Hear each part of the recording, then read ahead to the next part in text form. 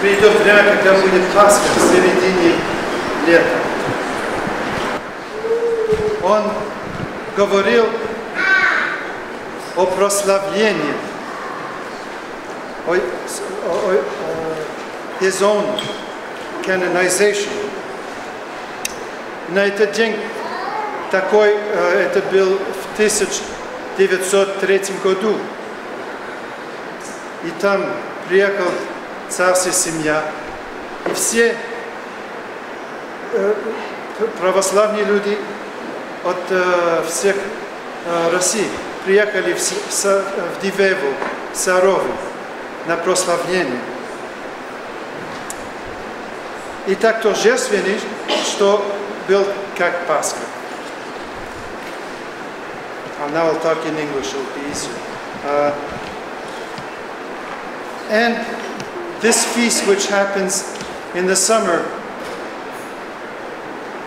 should be considered as such, as a Pascha, as a great feast, because Saint Seraphim was one of the great luminaries of the Russian land. И праздник преподобного Серафима, который мы отмечаем летом, обретение мощей, действительно и следует считать таким же значимым, как летняя Пасха, потому что святой Серафим был великим светильником Божиим. Even today, after so many years of persecution of the church and of the faithful, и даже сегодня, после стольких лет, когда были гонения на верующих и на церковь, his holy relics were once more revealed to us. Когда его святые мощи снова были обретены нами, снова были открыты нам. And Father Alexei was telling me about how on the day that they found the relics in the basement of the museum, it was winter and there was a thunderstorm. И владыка вспоминает, что я рассказывал ему, что когда в Санкт-Петербурге были найдены мощи в запасниках музея, и когда они были открыты и переданы церкви, зимой случилась гроза в Петербурге, чего практически никогда не бывает. That was probably as Saint Seraphim telling us that he was coming back. And his relics are now rest in the monastery of Diveevo, which he founded. Возможно, это был таким образом святой Серафим говорил нам, что он возвращается. И сейчас, как мы знаем, основная часть его мощей находится в Дивеево, там, где и должны они почивать. Even we know that when saints are glorified by a church, usually the veneration most of the time remains quite local. Russian saints are venerated by the Russian people. But in the case of Saint Seraphim, it is a worldwide veneration.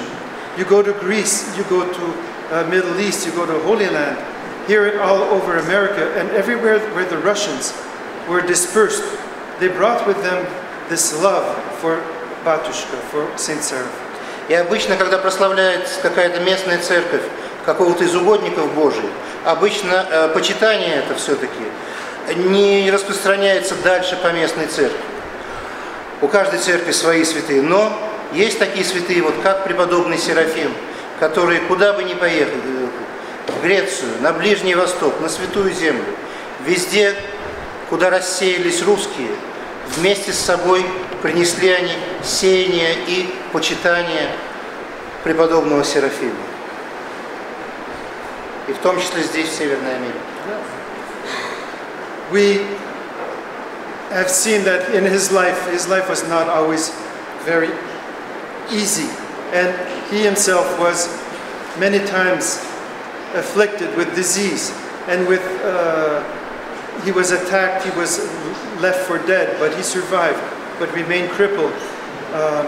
He nevertheless had the protection and love of the Mother of God. И мы знаем, что жизнь преподобного Серафима была нелегкой, много трудного в ней было. Он и тяжело болел, и избит он был разбойниками, оставлен как мертвый, и после этого на всю жизнь был сгорбленный. Много скорбей он пронес, но тем не менее он всегда был под особым покровительством Матери Божией и Господа. When he was a young child and was very ill, and his parents were afraid that he would die. It was in the city of Kursk where he lived. And they were carrying the icon, the Kurskaya Korenaya icona, in procession in Krasny Khod in the streets.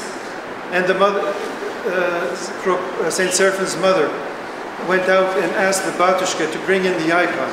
And the icon came into his home, into his room, and the Mother of God blessed him, and he was healed. Когда преподобный Серафим был еще маленьким мальчиком в своем родном Курске, он тяжко заболел и был при смерти. И вот так случилось, что Курская коренная икона, великая чудотворная икона Божией Матери, тогда с крестным ходом ее проносили, в том числе и мимо дома вот этого мальчика, звали его Прохор, тогда еще не Серафим. И мать умолила крестный ход остановиться и внести икону, и тогда мальчик был исцелен, а мать его дала обет, что он будет посвящен Богу. So now, we also throughout his life, he had this great devotion for the Mother of God. He became a great ascetic, and we know, we can read his life and find out how for 1,000 days and nights he prayed, kneeling on a rock in the desert, in the forest of Salem. И через всю свою жизнь преподобный Серафим пронес особое почитание Божией Матери и стал великим подвижником, великим аскетом. И мы знаем, какие великие подвиги он совершал, в том числе, например, 1000 дней и ночей он молился, преклоняя колено на камне.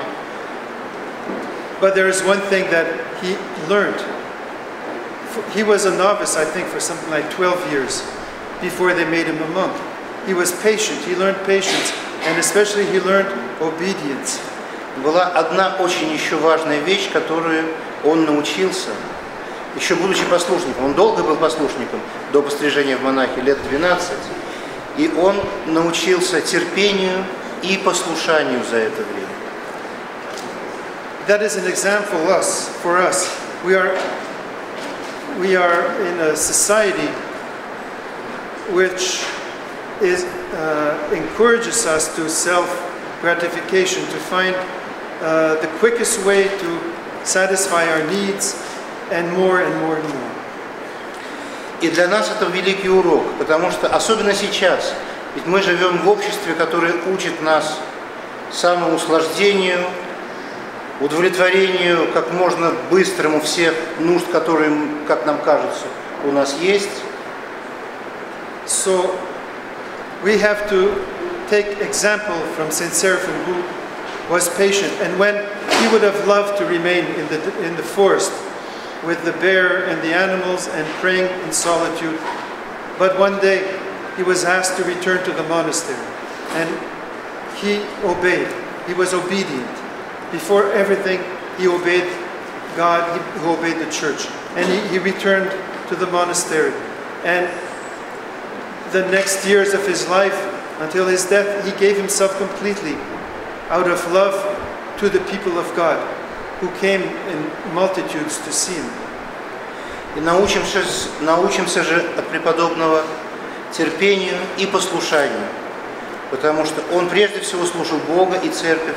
И хотя хотел он и оставаться в своей лесной пустыньке, в уединении и молитве, когда был призван он вернуться в монастырь, то он это сделал и оставался до конца своих дней в монастыре, отдавая всю свою жизнь на службу Богу и тем людям, которые приходили.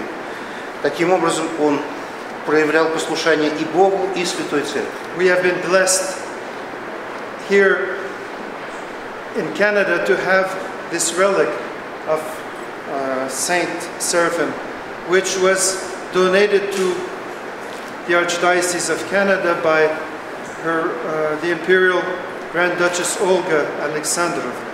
Здесь, в Канаде, у нас особое благословение, потому что у нас здесь, как вы видите, как вы знаете, есть частичка мощей преподобного Серафима, которая была подарена канадской архиепископии великой княгиней Ольгой Александровной, сестрой последнего царя страстотерпца. She was present at the canonization, the glorification in 1903, and she received this small reliquary.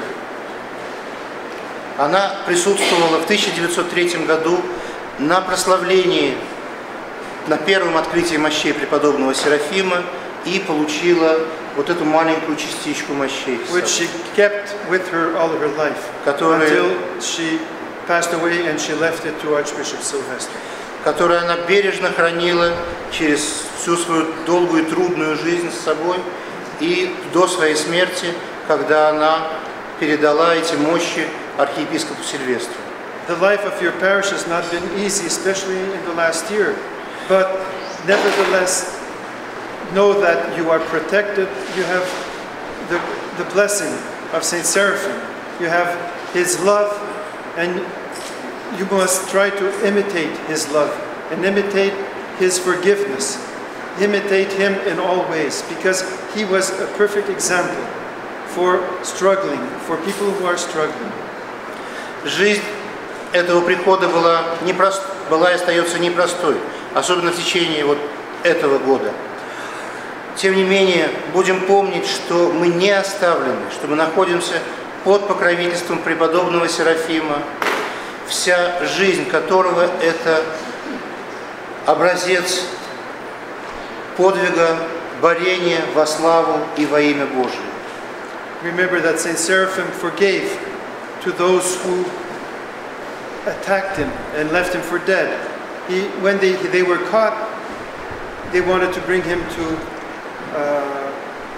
trial, to bring them to trial, and he said no. He forgave them.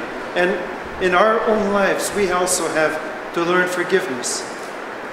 Будем помнить, как умел преподобный Серафим прощать, потому что он простил даже тех, кто избил его до полусмерти. Когда этих людей поймали и хотели судить, он убедил не делать никакого вреда, не наказывать их. Будем помнить это и будем вдохновляться его примером, также учась прощать. So may your parish continue to prosper, to grow, and spiritually especially. Not financially, materially, God will give. It is not candlesticks or gold iconostas, which makes the difference, but the prayer of the people and the devotion of the people and the love of the people for God and for each other. That is what will make the real difference, and that is what will make you in the image of your heavenly protector. Владыка желает приходу дальнейшего возрастания, процветания, причем в первую очередь процветания духовного, потому что богатство прихода – это не бронзовые подсвечники, не золотой иконостас, а духовное возрастание членов прихода, верующих и любовь между ними. И таким образом, если будет любовь между прихожанами, между верующими, то таким образом мы исполним закон Христов и сможем и в себе возрастить тот образ Божий, во имя которого мы созданы.